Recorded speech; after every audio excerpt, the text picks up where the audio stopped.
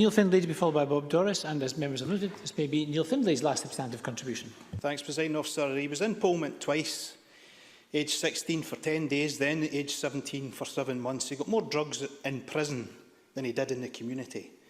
He took an allergic reaction in prison, where his mouth swelled up, and he was left that way. His lawyer had to write to the Governor to ask for better care.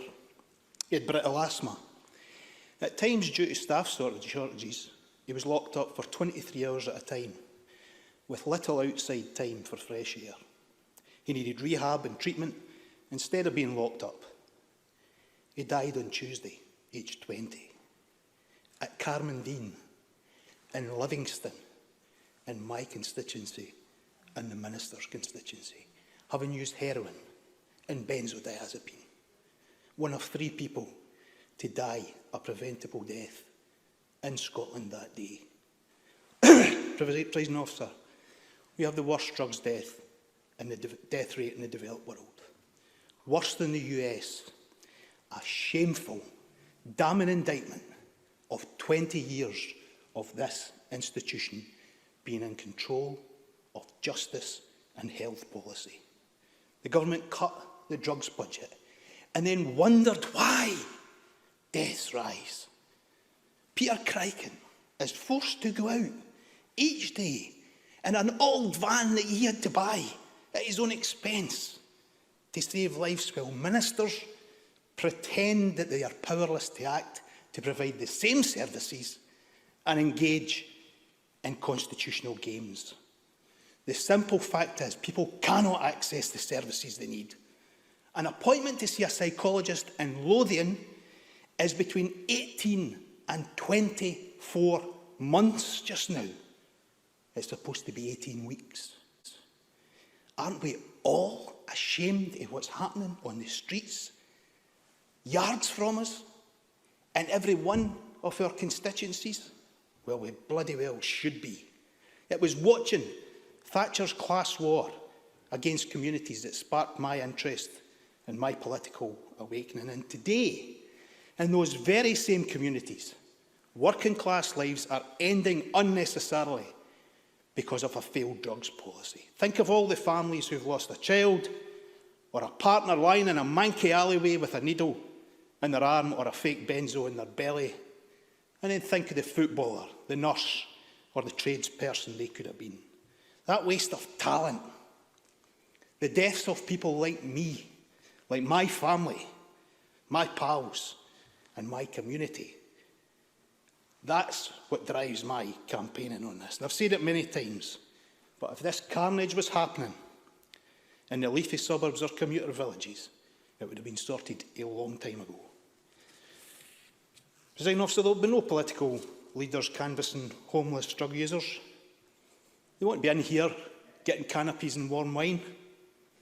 But we'll walk past them on the way to the train tonight. I will. And the Minister and our colleagues will drive past them in their ministerial cars on the way home. Presiding Officer, we need a revolution in drugs policy.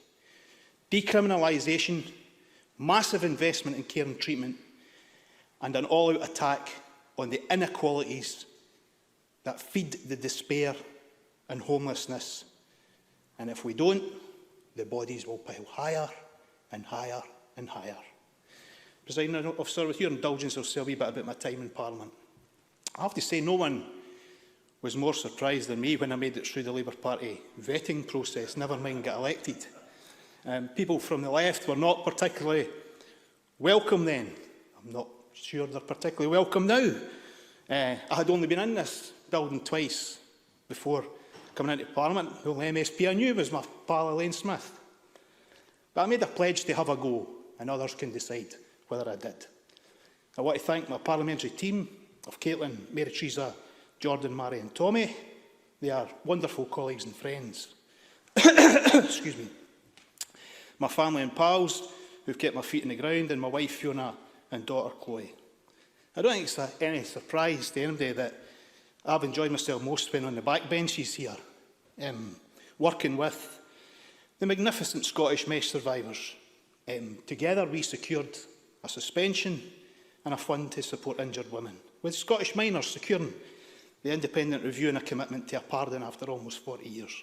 with the families of children who will continue to use St John's Children's Ward because we prevented its downgrade, with the communities who successfully stopped the expansion of Edinburgh Airport's flight paths, with the blacklisted construction workers, and this week we mourn the loss of Francie Graham, a stalwart of the campaign, and working with the Daily Record's editor then, political editor David Clegg, to convince the Record to take up the cause of drugs and to convince them to go that step further and call for decriminalisation. I am so pleased they did, because that's been very influential.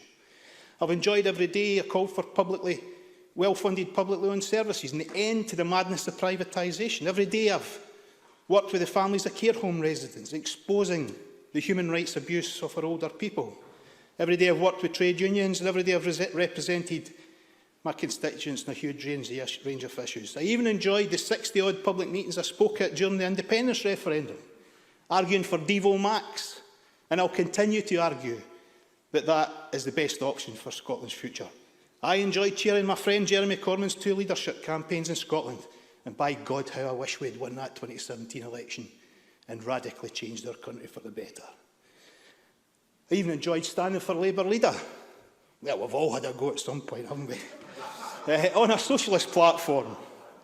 And I enjoyed the times I screwed up sending my entire budget speech to Derek Mackay minutes before the budget, and sending everybody in the Parliament a reply to a confidential email from Mike Russell. IT was never my strong point. I have a saying that you can't be a socialist and a pessimist. I remember once using that line in a debate, and David McLetchie intervened to say, well, if that's the case, why do these all look so bloody miserable? I like debating with David McLetchie. But I'm not miserable, and I'm not pessimistic. I believe more than ever that socialism is the answer to the biggest questions we have: poverty, climate change, hunger, conflict and exploitation. We're in this situation because of free market capitalism. That's why we're here, on the precipice of a disaster for our planet. These can only be addressed by a planned economy, by public ownership and by international solidarity. We are all brothers and sisters, irrespective of our political view, and we have as much duty to feed and educate a child in war-torn Yemen as we do in that school next door. Those principles are alien to anyone who believes in capitalism. Finally, Presiding Officer, make a plea to those who follow me. Speak up. Challenge others and challenge your own party. Be awkward. Don't accept the line, that's how it's always been done.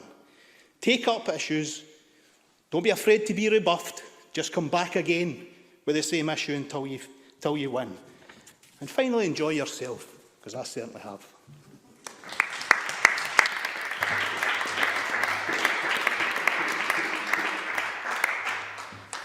Thank you very much, Mr Findlay, and I'm glad I didn't pick up on your bad language in the middle of the earlier speech. So.